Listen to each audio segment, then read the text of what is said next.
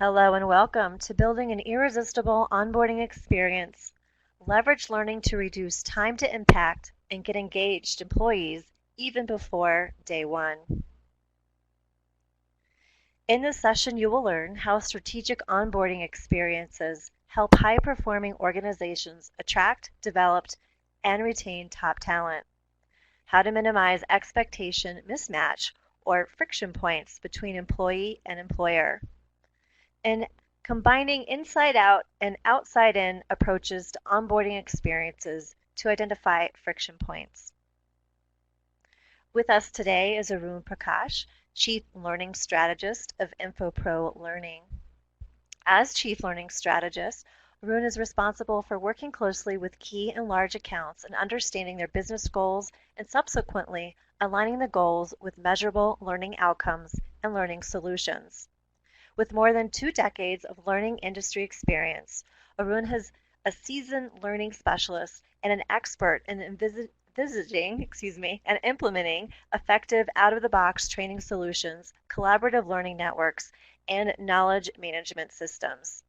He is experienced consulting large corporations and diverse audiences, as well as setting up and managing learning organizations. Let's please welcome Arun to the session. Arun, I will bring up your slides. If you'd like to come back on microphone, the floor is yours. Hey, thank you very much, Mel. Good morning, good afternoon, good evening, where you're joining from, and thank you very much for joining in. I see all over the world people from everywhere. Thank you very much for joining. This is really good. This is a really good session to have with so many people participating in it. So, without further ado, let me get on to what we're trying to talk here. We are trying to talk about an onboarding experience. Now, the genesis of this, the presentation itself and the concept that is being, told here, it is, from our various experiences that we have been having with various clients, Fortune 500 and others, where people have their own concerns on how do we reduce the total time to, training and proficiency. How do you, figure out what's the right training program or right learning mix that we need to give the people, and how do you make sure that these people stick around, and so on and so forth. So these questions are pretty standard. Almost all companies have these questions, and they have their own sweet ways of handling this. What I'm going to present in this particular session is our take on this, our putting a stake on the ground and say this is our point of view, and I have worked with at least about 40, 50, 60 odd companies where in this mode, and I've improved this solution over a period of time. And I see a real need and real the science behind it that can help you move it forward. So please feel free to ask questions as you go on, and Mel will help me pick up those questions, and I will answer whatever I can through this. But even otherwise, towards the end of it, you have my email ID and you have Mel's information. You can always reach out and ask for more questions and more clarifications. We'll be happy to interact with you. So with that, let's start.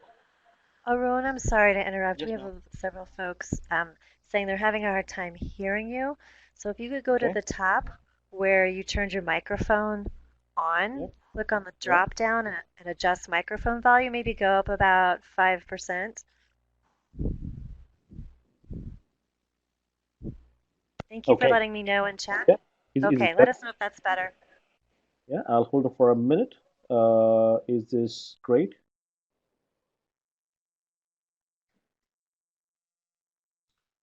Need to go still louder? Oh, that's Nope, interesting. it sounds, they say they're saying it's much better. You're good to go. Go ahead, Arun. Okay. Okay. Okay. Very good. So I'll move on. Uh, Excellent. So let's start with a quick poll, right? And if Mel, if you could bring up the poll, that'll be great. Uh, what this is all about is read the question. Does your organization have a formal onboarding program that is consistently conducted? So there are two parts of the question.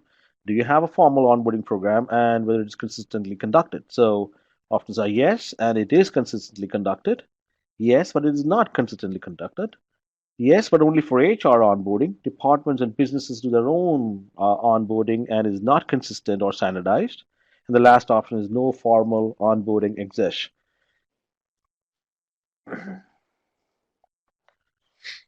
Yes, will I see what's coming in? Good.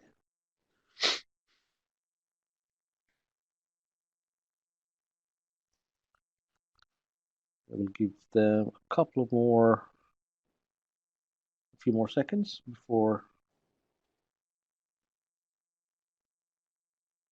it throws up. I think that's good, Mel. I think the polls have stopped coming in. I think we can show it up, I guess, right?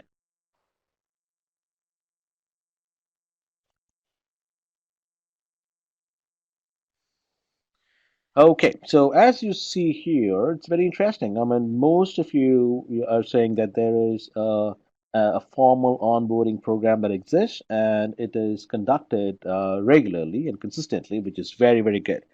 There are other companies, about 20%, where you say it is not conducted, and 24.5 which says sort of departments do their own onboarding, and about 21% says no formal onboarding exists. Now, this is a very interesting mix. Typically, I see a little more in the yes and is consistently conducted. People have some form of training program and they do run it pretty consistently. It still is the highest scorer here, but others are also there. And I'm surprised that about 21% or 22% say they have no formal onboarding process exists. It's interesting, and I particularly for the folks who said that, it would be very interesting for you to go through this session and get an understanding of how it should be approached. And for other people, also you can realign yourself and figure out if any learning that you can take it from here. Excellent. So let's go back to the program. And just to keep the spirits high, this is something that I've heard and I've experienced in my past companies and in other companies where I've talked to. Pretty much, it might not be literal as this one is, but then that's what it is. So you go through a training program and say, better luck, best of luck going forward, kind of a thing. That is what we're trying to change here, right? So let's first understand what is onboarding, right? So on the left-hand side of the screen, you see that there are two definitions. One is that onboarding, or the word organizational socialization, is the induction and assimilation of a new employee into a company or an organization. The second one, which is more important and more pertinent to this particular presentation, is a mechanism through which new employees acquire the necessary knowledge, skills, and behaviors to become effective and productive organizational members and insiders. That is key. That is key here in this presentation. Now, on the right hand side, you see an employee life cycle. The reason I put this up here is because we need to be cognizant of the fact, where does onboarding process lie and how does it connect to other parts of the employee life cycle. So if we start at the top, the first one is attracting. It is, where you leave the potential employees with a feeling saying that, I must join this winning team. So you would have heard about this company, you like this company, and it's one of the best companies, and you would say, I want to join this team. The second one is the recruit, where the team, the employees think that the team needs my services and they like me. So that the process of recruitment is also very important. Now, once the person is recruited and once the person comes into the organization or is about to come to the organization, right? Um, then they must leave the onboarding sessions with a feeling of, I'm now part of the team, right? And then it should follow through to the next one, which is the develop, where they should get a feeling I am learning and growing. So if you really understand the connect, after the recruitment, the onboarding should give them enough information to learn and grow in the next step, and beyond which we need to figure out how to retain them and appreciate them and retain them, and then of course offboard them. There is a time when people leave companies for various reasons, but they would leave with a feeling saying I had a great time here and probably I'll come back here again. right? So this is the employee, experience, this life cycle, right? And if you figure out this is where onboarding fits in, and this presentation is all about this onboarding and how do we make sure that we get them from recruitment and make them pertinent enough and make them competitive enough to move into the development phase, the develop phase. Um, so this we have a point of view where we say that the employee needs to make four connects to be successful in this new organization. The first connect is what we call as the company connect, where they have a very good understanding and they take pride in the fact who am I working for. So it answers the question of who am I working for, but they connect with that company. They understand the company and they like to be part of that company and they're not ashamed of saying that I work for this company and so on, right? So that's the first connect. The second connect is the cultural connect. Now, there are various cultures, and you know for a fact that depending on which company you are in, how old the company, in which industry you're in, cultures vary very, very differently. So, as you understand, working, say, in a Google or a Facebook would be very different from working in a manufacturing company. It would be very different from working in an insurance company, and so on and so forth, right? The cultures are different. Even within an industry, there are cultural differences. So I need to figure out whether I fit into that culture. It also means, as a person, whether I'm a baby boomer or a Gen X or a millennial, how do I connect with that culture as well, right? So these are two big connects. Then comes the third connect, which I call the craft connect. The craft connect is what do I do to meet expectations in this organization. So, for example, I am a professional. I have experience. I have been with other companies. I know exactly how to do the job. But there is a company way. The organizations that you just joined, they have their own way of handling things. It could be, processes. It could be systems. It could be tools. It could be unsaid, techniques of handling things, collaboration, so on and so forth, right? How do I make sure that I meet the expectations, right? So, do I know the expectations? How do I meet those expectations? That's what comes from the craft. Then you have the fourth one, which is the performance, where how do I know I have performed? So once I, get to this, once I understand in whatever way, once I start doing it, do I get regular feedback? Do I get an opportunity to improve myself? Do I get to know how am I performing and so on, right? These are the four big connects that you need to have, as an employee, to become successful in an organization.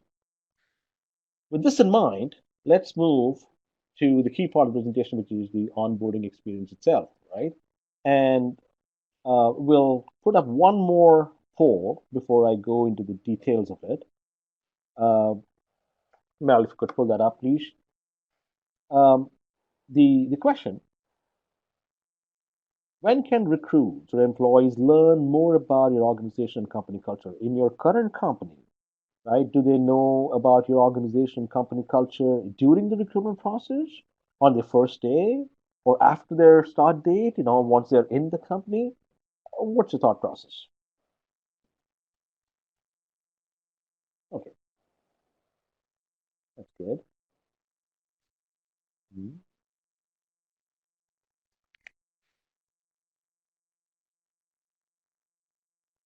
Excuse me. That's good. I'll give a couple of more seconds.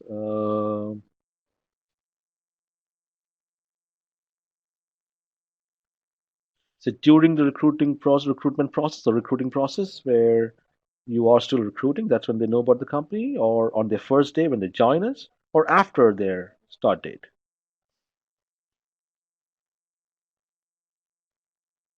There, I see some responses also saying that probably all three of them, which is also a valid point. I should have put it there. Thank you very much. Yes, that's also true.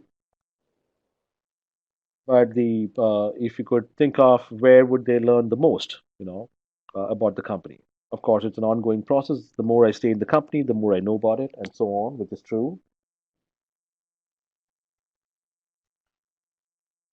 Excellent. Excellent. So yeah, so this is how. So most of the people saying it's during the recruitment process, which is correct. I mean, that is where you try to sell the company. And if you think back to the other slides. Let me just go back a couple of slides. Can I end poll, please? Yes, thank you. If I go back a couple of slides here, if you see that, the process of attracting and recruiting also talks a lot about company, right? That's the time where you actually talk about a lot about the company. So yes, they learn here the most. I mean, that is the obvious answer in most cases. But yes, in some cases, there's very minimal that's given here, and you really get to know the company once you come in. And those are the other questions that I get. So you always learn more on either the first day or more, soon after you join the company, right? So the idea of onboarding is to minimize what we call as the disconnects or the expectation mismatch or the friction points, as we call it, between the employee and the employer. So, what is my expectation as an employer, and what is the expectation of the employee joining my organization is very critical. And if they match, that's very critical. And those, if they don't match, that's what I call as friction points. And the first thing that you need to understand, and we all need to understand, is that we need to identify activities that address the satisfaction drivers for these four connects. So we talked about the four connects before, and there are some satisfaction drivers to those, some feeling that we would want to leave them with, and whether the activities that I create or conduct as part of the onboarding process, right, do they satisfy those drivers, those satisfaction drivers for those connects? Those are the activities. And when using those activities, we would need to develop an onboarding journey. A journey is very important with these activities, and I think through the onboarding experience, it cannot be one training intervention or one lecture or one online or an e-learning that you create that they go through. It has to be an onboarding experience, because understand, they're ready to work in your company. They wanted, they came to your company with all the enthusiasm. We want to make sure that they get the right information. The right information sticks to them, and that is most productive when they go back, which means we cannot just dump all information on them, right? It has to be contextual, and hence it has to be a journey. And in the journey, the last part is putting the onus of success on the right party by clearly setting expectations at each stage of the onboarding. That's the third part. So you identify the activities, you identify the, then create a journey using these activities, and during the different points of the journey, clearly set expectations on, the success, on the onus of success on each of those areas, right?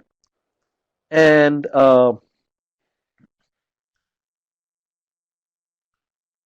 this onboarding experience, if you really need to make sure there's no disconnects, no mismatches, no friction points between the employer and employee, we need to look at it from two different approaches: the outside in perspective, which is from the employee perspective, and the inside out perspective, which is the employer experience, right? And once we get these two things right, we got the onboarding experience, which is good, right? So the employee experience, you see a few points here. These are some of the perspectives that we would want them to leave with, right? They were saying they are proud of association of with the company. They see that it's an inclusive culture, that it is in line with my culture and my thought processes are, and by the way I would want it to be. I have clear expectations on what to do here, how to do here. I have constructive feedback and review process through which I can learn more, develop more, improve myself. I can, there are opportunities for growth. There are many more such things, but these are some of the perspectives that the employees carry. And similarly, on the other side, the employer also carries, which are, I want this person to have a higher technical competency or the skill or the craft that they are supposed to be performing in the company. We would want them to have a higher skill set of that. The right behavioral attitudes, understanding of the job, clarity of expectations, and cultural fitment. All of these things are what some of the examples of what an employer would want it, right? And together, if we get these things right, and if you're able to create a bunch of activities which cater to the outside in perspective and the inside out perspective, then you would get a better onboarding plan, which would reduce the total onboarding time, which will reduce the time to proficiency in that particular role. It will come up with an engaged employee. It will give an engaged employee, and of course, you will have a higher return on investment of for the whole new hire process. Right now, before I would take a small pause here and see if you have any questions which I need to answer, because the next one would be building on this particular concept. So I would want to take a small pause here and put up, ask if you have any questions, please type them in. I'll give about 20 seconds.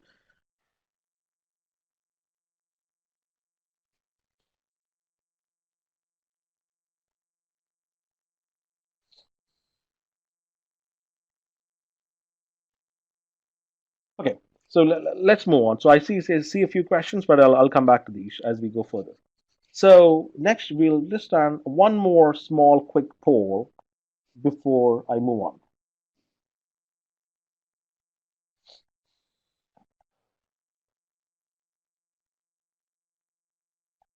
Yeah, you know the process. In your opinion, how measurable is onboarding program? It's absolutely measurable, somewhat measurable, cannot be measured at all. And why do we need to measure onboarding at all in the first place? Right? I see things coming in, and that is very interesting.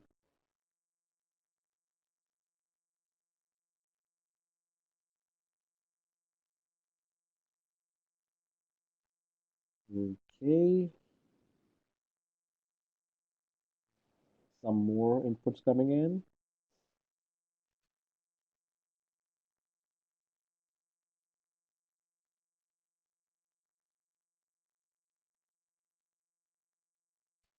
And I see some comments saying measurability depends on context.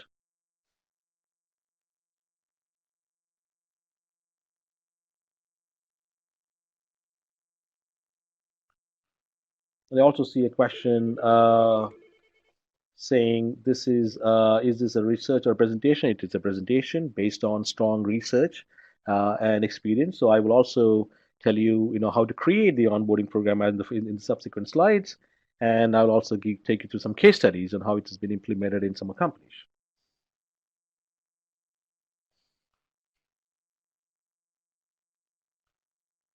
Okay, so we can end the poll right now and broadcast results, Mel.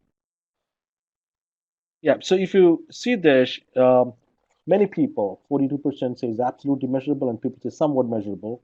And there are people who also believe that cannot be measured, and why do we need the onboarding?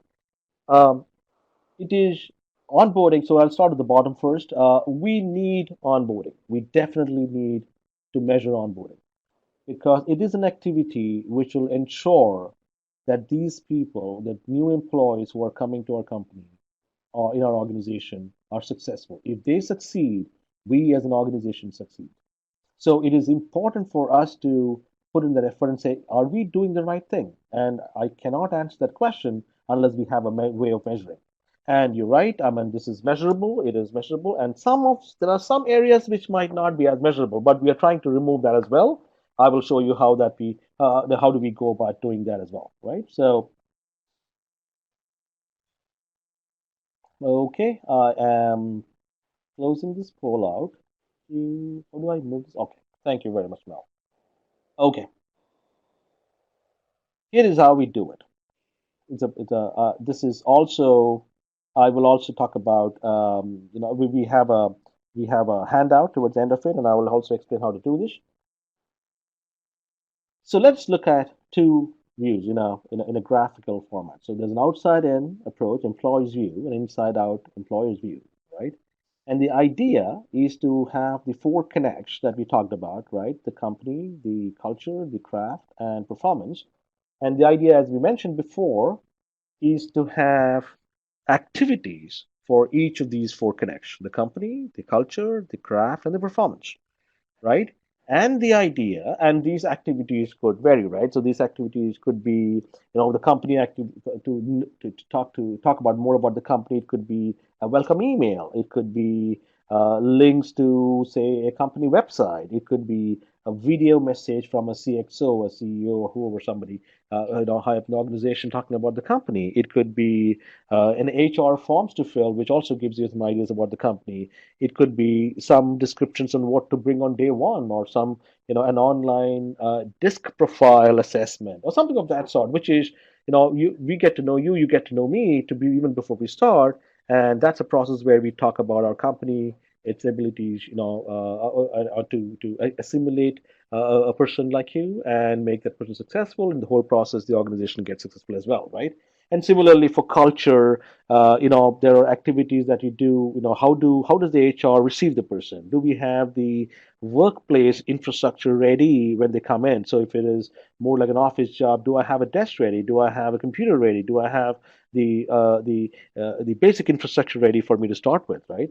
And when I open my computer, do I see the first thing? What do I see? I mean, do I see a welcome email from my manager or from the organization saying, "Hey, welcome to this company," right?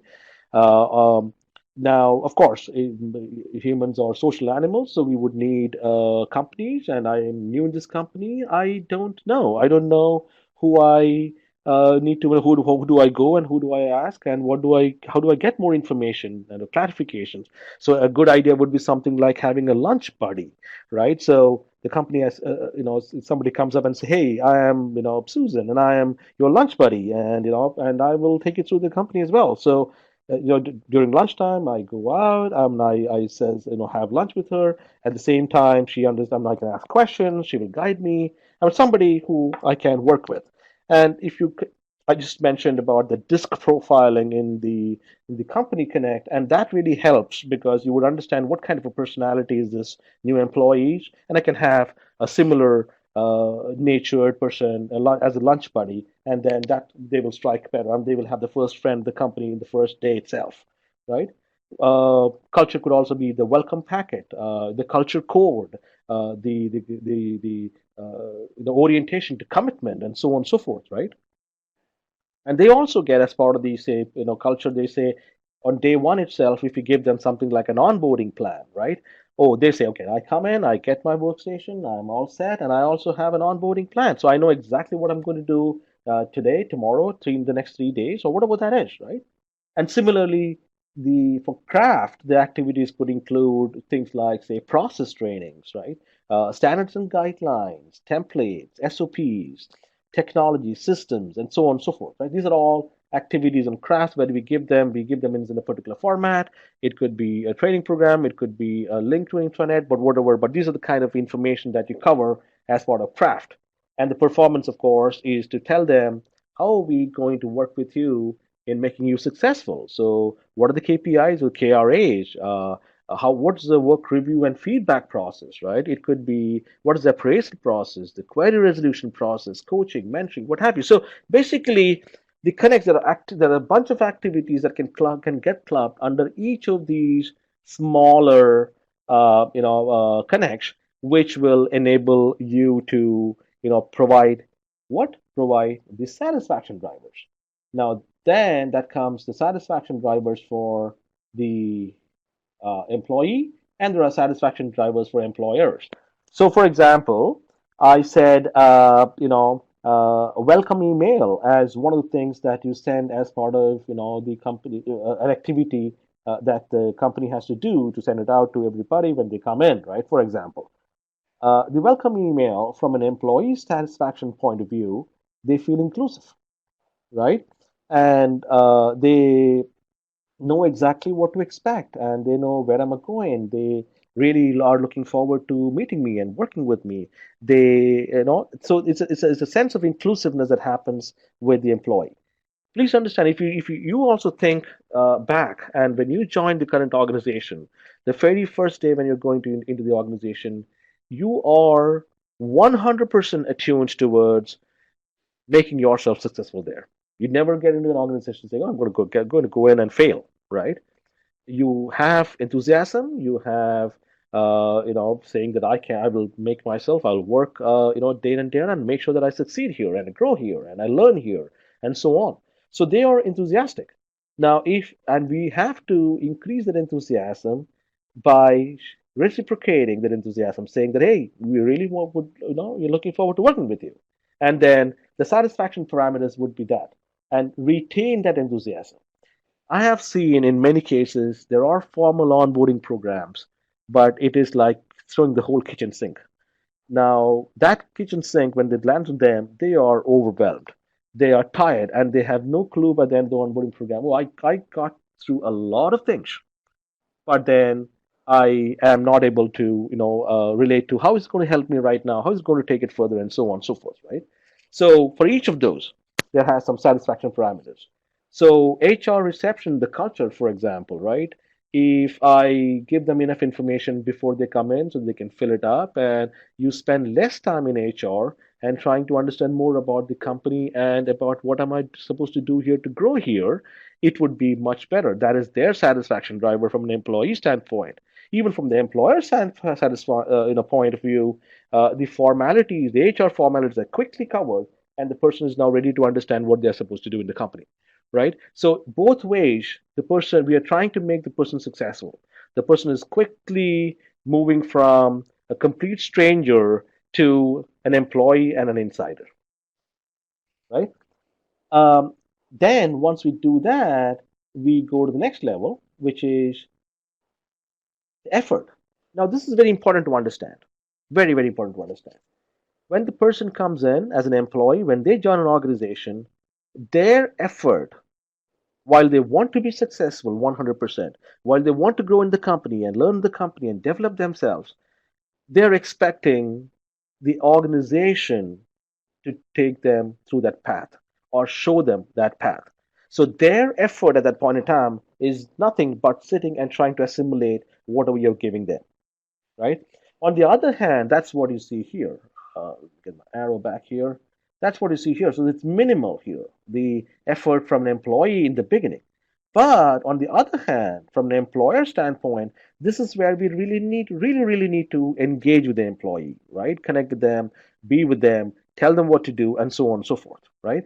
And you see, as time passes, as I go from company to performance and activities which make them successful in the company, which is what they're supposed to do, the employee's effort considerably goes up and the employers comes down. But it never really goes down to zero here because even when they are performing, employer still needs to work with them on a variety of things to make sure that their enthusiasm is still up and they're still learning and still growing, and there's a career planning and so on and so forth. So this chart is also important. This chart also says that who has to put in what kind of effort, right? So for example, in the effort, we need to figure out who is going to put the effort. Is the HR who's going to put the effort? Is there an onboarding team who's going to put the effort? Is it the business that's going to put in the effort? The manager or the team that they're going to join in? Are they going to put in the effort? How are we putting in that effort? Who is putting in that effort, and how much are we putting in the effort? That is what shows. That is what this curve shows. Once we have that, then we talk about the now if you map this to the more accepted knowledge of the onboarding stages, so you have pre-board, you have orientation, you have onboarding, integrating, performing, and excelling. So if you superimpose these stages of these onboarding experience stages onto this particular company culture, craft, and performance, then you would understand that as they reach the craft and performance, they should be able to perform and excel. They should be getting into that range. And the beginning, it's only pre-boarding. Pre-boarding is even before they join, and orienting and onboarding and integrating and so on and so forth. Those are the different onboarding experience stages. So I'm just superimposing here. For the sake of argument, one such timeline could be something which is program start. Program start can be before they even join, and then which is pre-boarding, right? And then there is I've given 9 months here, but it totally depends on who you're onboarding as well, right? And what is the expectation of their success. So, in other words, if I have, say, a salesperson join my company, then the biggest connect that they have to have of these four connects, right? They need to have company as one of the bigger connects, right? Because they need to understand really well what this company does, what this company's beliefs are, and what this company's products and services are, and so on and so forth. Because that is what their job is, because this, for them, this company connect very closely is associated with the performance connect and the craft connect. But if I have, say, I am in the finance department and I am a chartered accountant or somebody who's an accountant, for example, then the company connect is not as big a connect that I need to have as much I need to have in terms of craft and in terms of performance. So you would need to understand that we would need to give you only so much to those people to make them successful. If I have the same onboarding journey, the entire onboarding journey, common to everybody in the company, then there's a potential that you would connect with some people and some people you would lose and they might not be as successful, right? So that's the whole idea here. This is the key concept basis which we will create. And once you start doing all of this, I'll give you, as part of at the end of this program, I'll also give you a handout, a worksheet on how to do this. And once you fill it up, you will see something like this. You can put all the activities here. You can put all the satisfaction drivers here. You can get the exact number, exact efforts by who, and so on and so forth. So towards the end of this program, I'll give you a worksheet. And if you are left with some time, it's pretty self-explanatory. But if you have some time, I will also run you through on how to use that, right? So I would take a pause here. And Mel, I would request you if you have any questions that you can see, because I see a lot of things coming in, but I did not get to read them. Is there anything that stands out that I should answer right now? Yes, we have a couple questions. What is the typical time frame for an employee to go through all of the onboarding experience stages? So one thing that that's an excellent question. So one thing that you would have seen here is that we are going not only by saying, let me talk about the company, but going all the way to making this person excel in their role, in performance and in excel. So what you're asking, in other words, is what is the time to competency? Time to proficiency for that employee, right? And that is what the measurement parameter is all about, right? And then we say, okay, if who, for example, if the salesperson, I would want this person to be up and running, as a standard in the company in about 2 months, right? If it goes beyond 2 months, for example, you might say, oh, you know what, this person's taking too long to produce. In a different situation, if it's an engineer or if somebody else, then it might take, I don't know, it might take lesser or more, but depending on the role, the duration may vary. But so the biggest big difference here is onboarding is not treated as one intervention. It is a journey. It is an experience, and it depend. We are taking the person right from introducing to company into the company to making the person excel in the company. So the reduction of time to proficiency is the key. So there is no typical time. It varies. I have had companies where I could get these people to be proficient in about 2.5 to 3 months. There's been cases where I have taken this person all the way to about 8 months and 9 months, right, depending on the role that they are into. Any other questions, Mel?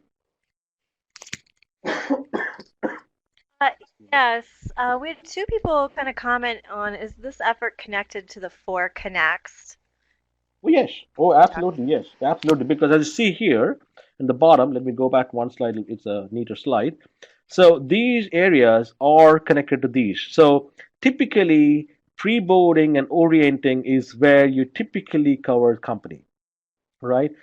Towards the end of company connect and the culture connect is where you start talking about onboarding, and the integration starts with the culture as well, right? And craft is where you start the performance. So it is connect. It is not a one-to-one map. It actually overlaps on multiple of these connects as it goes forward, because you see there are only 4 connects and there are about 6 different onboarding stages. So it is not a one-to-one connect, but it kind of overlaps. So company, pre-boarding and orienting, culture connect, it is onboarding and integrating, and craft, which is mostly to do with some part of integrating and mostly to do with perform, and performance is mostly to do with perform and excel. Okay, so let's move on. um, Now, how do we go about doing this? The first thing, if you have when you're in an organization, what we call as the assess and align. The assess is where we assess the current state. Now, there are five states of your current onboarding program that is possible, right? It's a basic, it could be emerging, it could be progressing, it's advanced, or you already have a world-class onboarding program. Now, these are not comprehensive, these are just examples. So in basic, it has the fire hose approach or throwing the kitchen sink, as I mentioned a little while ago. That's the approach that you have. So people come in, and if you refer back to the caricature I had in the beginning, it is saying, hey, here you go, and that's it. I hope you succeed, right? That's the approach. Then you have a basic, right? And measurement is only limited to ad hoc feedback that you're giving or whether the person really succeeded or not. On the other end of the spectrum, if you have a world class or advanced, onboarding program, then you will always have some context deferred till hires have some content is deferred till the hires have the context of it. So not just throw information at them, but wait till they have the context to give the content, right? Or and there are surveys done on key roles and how what happens. So there's some measurement parameters as well, right? And so on and so forth. In the world classes, predictive measurement that goes in. I don't expect, and I have seen very few. In fact, to be honest with you, I've not seen a single company who's actually at a world class because primarily because of the fact that there is attrition and attrition. The attritions go high. There are no world class, onboarding programs in the yesteryears when people stayed longer in an organization. They could have had, world class. Onboarding programs, but nowadays attrition is higher than what it used to be, and because of which reaching a world class level is not as easy. So the best I've seen is advanced. So these are these five levels, so to speak, right? Um, the once this is the assessment. So you assess yourself and you figure out, okay, where do I stand in each of these five, areas. Once you know that, then you take the next step and say, let's align on where do we want to be, right? So there are different areas in which we do some analysis, saying on what's the strategy and design philosophy of your onboarding program. Does the program has the program design itself and the content inside the program governance and support, the content delivery, the measurement evaluations. We look at these points, and there are a lot of other smaller areas in those. And the red thing that you have here tells you where you stand today as an organization, right? And the yellow ones outside the spider chart here tells you ideally where would you want to be. And this can be an industry metric. It can be and it's something else as well. In the sense, this is where you want to be as a company, right? Because recently we worked with a large CFMG client and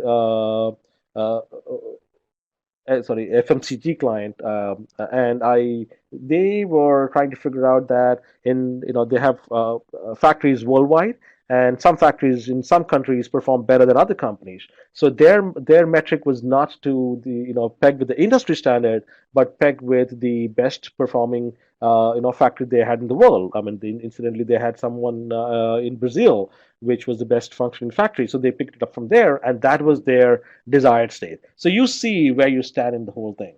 And once the S's and the line, then you can build an onboarding program. I'll come to that in a moment, right? So let's do a quick poll again. In your opinion, in your organization, we'll take 30 seconds and figure out where do you stand today.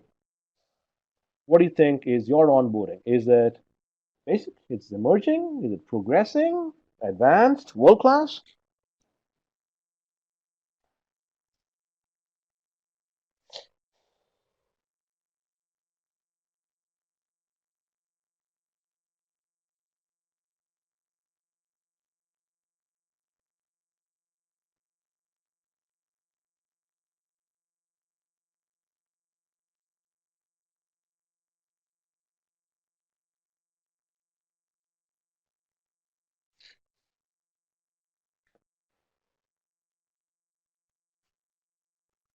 Okay, I think we can broadcast results. Very good. So you see, I have one person say that they do have a world-class, onboarding program. I would love if you could get in touch with me. To at the end of it, there will be an email ID. Please do get in touch with me. I would like to learn more about how you do it. and learn, and we can discuss, and then we can, if there is something, if it is world class, I'm sure I have a lot to learn there, and I would love to learn. Oh, that person just changed their. Okay, that is fine. That's fine. So moving on.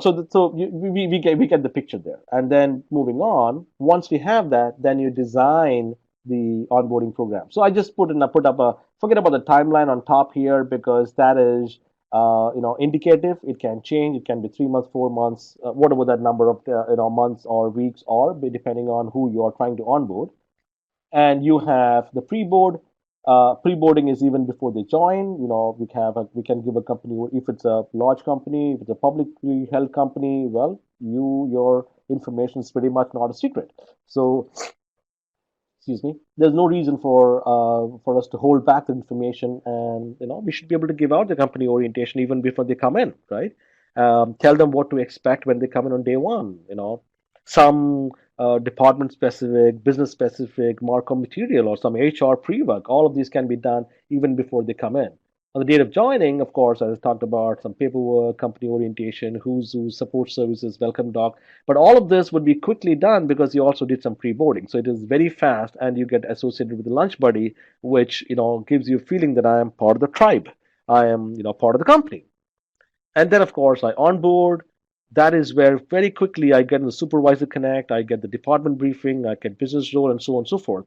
Now, just think of it. I am so enthused in joining and working and performing in your company, and I come in and you take me through, I don't know, about 1 week, about or 3 days or 4 days about regular stuff on company that I could have read from the internet. I don't need you to talk about unless you're talking about something very different and more effective. Otherwise, it's pretty much same. Um, and so similarly, it says some activities for integrate, performing, and excelling. And when you go to Excel, if you look at it, there's formal review, there is growth path and succession planning, additional responsibilities, new challenges because I see the person can go to the next level, and so on and so forth, right? A lot of information comes in the performance, where on the job training, moment of need training, access to larger network and collaborative platforms. So as you see, this onboarding program is just not training. It's just not giving information to them. It's a combination, or it's a journey where you have multiple things. It could be some activities that they're supposed to do. It could be some learning that they have to sit through. It could be, an e-learning that they have to go through independently. It could be talking to some person in the company. It could be accessing tools and systems in the company to get access to a larger network. It could be looking forward to development and growth in the company. It's a combination of all of these put together. I will take a pause here and take some few questions, and I will go through a couple of case studies, and I will wrap this up.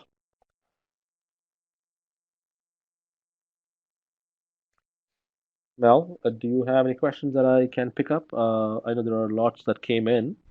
Um, Yes, I have a couple for you. How do you manage business requirements, such as urgency for resources, Oh, versus absolutely. ensuring? That is a Yeah. great question. Now, I understand that many a time you recruit a person in at the moment of need because you need the person to come in and perform, right? So, if there are some industries where the skill that you require is pretty much same across the industry, across different companies in the industry. In such a situation, it is faster to integrate the person and make a person an insider because you don't need to put in that much effort in the craft part of it because it is pretty much the same. But there are very few such industries. If your craft is unique, it is incorrect to think that the person is going to come in and start performing day two, right? Because they will need the time. While it is true that if you need to learn to swim, you need to go to the deeper end of the pool, but at the same time, you need to get into the water first, right? Just throwing them in the deeper end of the pool may not always succeed, right? It all depends on your leaving it to chance. There has to be some there has to be an onboarding program. There has to be a structured onboarding program. If the requirement is very, very now and here, then you have to cut it short in such a way that they get more information on what they need to do rather than the fringe ideas or information on, say, company, for example, or HR. And even more so, the pre-boarding becomes more important because you do all of these things even before the person joins. When they join, they spend less time with HR and try to spend more time with the business and the manager and try to move it on. So pre-boarding is an absolutely necessary thing. So engage with the person even before they come in. That's one way to do it. So depending on the roles, you would need to define the length of the onboarding experience, but you will have to make sure that you continue with it. So for example, you might want to cut it down for a particular, in a case, but then you would need to have a backup program that when that fire is extinguished, the person still gets an experience to move to the next level. Right? That's very important. Any other question? One more question, then I will just go through a couple of case studies. Sure. And I think you just answered it because there was a question about what do you do if employees need lots of compliance training before they come into the field, but I believe you might have just answered Yes, yes. that question. Compliance training are very important. It has to be done. But there are some compliance training which can be deferred unless they have a little more context. And then some of them you have to get them through that, right? So it's a necessary evil, so to speak. You need to understand, you need to do it, but they need to understand the context. If they think of it as, oh, what a boring thing, I just click on next, next, next, next, and go through it, then you lose them. You lose them in the first, 2 days, and then it's very difficult to recover from there. So it has to be interesting. It has to be contextual. It can be thrown in between some other learning activities that they go through as part of onboarding, but it can be managed in such a way that they get enthused in the whole process. Okay, in the interest of time, let me take a couple of case studies and then I'll move on. This is an example of a large internet cable company where we worked. They did not. I mean, I personally work with these people in creating a learning program there. We did assess the entire aspects of the company, culture, and craft. We did not go into performance because the HR, they had a pretty good competency assessment system that they didn't want us to, tamper with, so to speak. And we did the assessment part of it. We did the aligning. We did the planning, and we designed and implemented for the culture and craft part of it. And the company we did not because they took on the pre-boarding very seriously. So when we created the planning, we covered most of the company part as part of the company, itself as the pre-boarding itself. So we didn't have to spend much time in designing and implementing it here. We Excuse me. We um, the formal end-to-end onboarding process was created, and we did reduce the total training duration by 34%, which was a significant improvement from what they had before because it was unstructured, right? Another example is from a telecom giant where mainly it was sales partners, channel partners. So because they're channel partners, they were not very worried about the company and the culture of the client that we were working with, but they were more inclined towards, okay, understanding the craft, understanding the nuances of selling that product that this company was providing because they are channel partners, and how do they perform. So we created the entire SS Align plan design and implemented the onboarding for the channel partners, and we figured out that there's a 9% decrease in sales cycle, and we also had partners, they deploy 18% better adoption within the first 4 months of the rollout of this learning program, of this onboarding program. A third example is where we worked with an insurance major. Again, this was for their contact centers. It was for their customer service representatives, where we worked pretty much high on performance and craft. Please understand that in this kind of a industry, the turnover, the attrition is very very high. So it is important for them to actually learn quickly, perform quickly. So we focus on performance mainly, and we had a pretty great success here as well, as you see.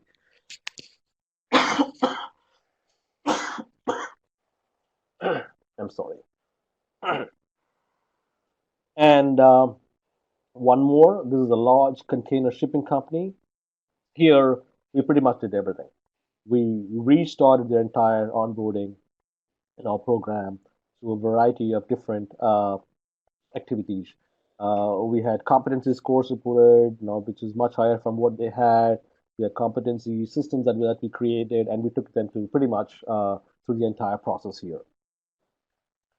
And for each of these, as you see, there was some performance that we had always planned for in these cases, right? Is a healthcare company that you work with. Here also we did some part of it. So what I also want to say is that depending on your organization, it is also not necessary to look at all the aspects, but to be cognizant of the existence of these aspects and how they interplay with each other is very, very important. And hence, you might take a decision saying, okay, we don't need to do this. We have a good thing here. That's where you do the assessment and then you align yourself. So you might not want to touch a few parts, but you would want to touch something else. You would want to go deeper in some learning experience in some of the cases, and in some other cases, less of those. That is it. As part of next steps, what we typically do with the customers who understand our onboarding program is we give them a 2 hour facilitated workshop, free of charge, where we, try and understand, work with them on the defining the experience, defining the performance management, defining enabling techniques, and developing a transformation plan. So we work on this on some parameters. If you are interested, please do get back to us. This is a free of charge, facilitated workshop that we provide. I am at 2:57 my time Eastern, and that's the end of my presentation. Any questions? I have 1 more minute. I can take any questions before I hand it back to Mel. Any more questions, Mel, that you can see? Well, you do have several questions, and I'm happy to keep feeding those to you as I bring up the evaluation. Sure. Um, but one question that just came in is, could you share a few activities that you added to the process? Well, yes. Like for example, I'm sorry, I don't know what's happening. I had a perfectly good throat when I started this. Uh, So, activities typically are in four areas. Either it's a process, or it's a tool, or it is about some people that we need to connect with, or it could be also from a architecture perspective, right? So some of the things could be from technology standpoint. Like for example, in a recent onboarding experience that we're doing with a large IT company in Seattle, what we are trying to do there is that they have it's for their engineers. They onboard about 250 engineers every year, and they have a lot of systems that they have to go through, right? And to understand parameters, and you know their performance is always questionable, and then you don't know when they would be really performing at a level that their managers would want. So one of the suggestions that we came up with is to we took a huge poll with all of these people and figured out what are the top three systems that they use to get around to understand and do what. And then what we did is that we standardized on one top system and figured out how to link from the back end with other systems to provide a seamless experience on one system. Suddenly, you had one system which everybody goes to. Then we improved the GUI of that system and it became more user friendly, and they were able to use that highly. And then suddenly the performance went up because it's one place where they are actually checking it out. That is a tool improvement. Uh, Lunch buddies is a great thing, and then we also did something called a mentoring program that we threw in, what we called as the coffee machine mentoring and the lunch table mentoring. Now what this means is that the mentee or the employee does not know that they are being mentored or coached, but the mentor and the coach knows, and they have very specific ideas on how to tap into specific questions on which will tell them to tap into where they are facing problems and how do they help them. So they would simply walk, by the cubicle, so to speak, and say, "Hey, no, let's have coffee." And they will walk into the coffee machine, and 3 questions, 4 questions that you run there gives them the idea. Okay, where is this person really facing problem, and channelizing it. It seems like a very normal discussion, but it's not a formal program, but enabling the employee to succeed. These are some of the examples. There are many such smaller examples that you throw in, apart from creating formal learning journey as well. I think Mel, you can also pull up the the feedback forms, and sorry, before the feedback form, the handout. If you could fill up the handout, then I can then also explain how to use the handout in a moment, and then they can start Oh, filling in the. Arun, we are over time, Oh, I and know we are over time. people Yes. are leaving, so we Yeah. won't be able. If we do this, we won't have time to do the evaluation. But if you're okay Sure. with Yeah. that, I have brought it up for you, and if you want to talk to it real quick, but just know people Yeah, are sure. beginning So, to leave. yeah, yeah. This is the sheet that I showed you. You can use this. You can start filling in the stuff. The activities start with the satisfaction drivers for the employees and employers, and then come up with an activities which satisfy these. Put in the efforts, the role, who's going to do this, and how much, and then you put in the day, day one, day two, day four, and so on, so on the top. This worksheet will help you plan it at a high level before you dive deep and come to the assessment and alignment, so on and so forth. That's a quick thing. This is a handout. You can work on this and you can use this. Thank you, Arun. And I have the file there for download for those that are still in here. And I am going to be switching screens to bring up the evaluation. So for those that are still on, we do appreciate you staying on. That file is still available for download. And we know that earlier people asked that, Arun, they were having a hard time seeing the sample one that you had filled out. So Haley mentioned in chat that we can add to the handout as well post event with an example. So with that, I do want to thank you all for joining today. Please do provide some evaluation feedback so we can continue to make our sessions successful for you. A big thank you to Arun for some really great information. I did collect all of the questions that came in, so apologies if we did not get to your question. I will be providing those to him, and perhaps he can find a method to reach out directly to answer your questions. Once you have filled out the evaluation, or these 6 questions, there is no submit button. Just simply select your answers and you have finished the evaluation. Again, I want to thank you all for joining. We have folks from all over the world today, so thank you for joining, especially those where it's really late, middle of the night. Until next time, have a great rest of your day or early morning or late night, and we look forward to seeing you again. Thank you.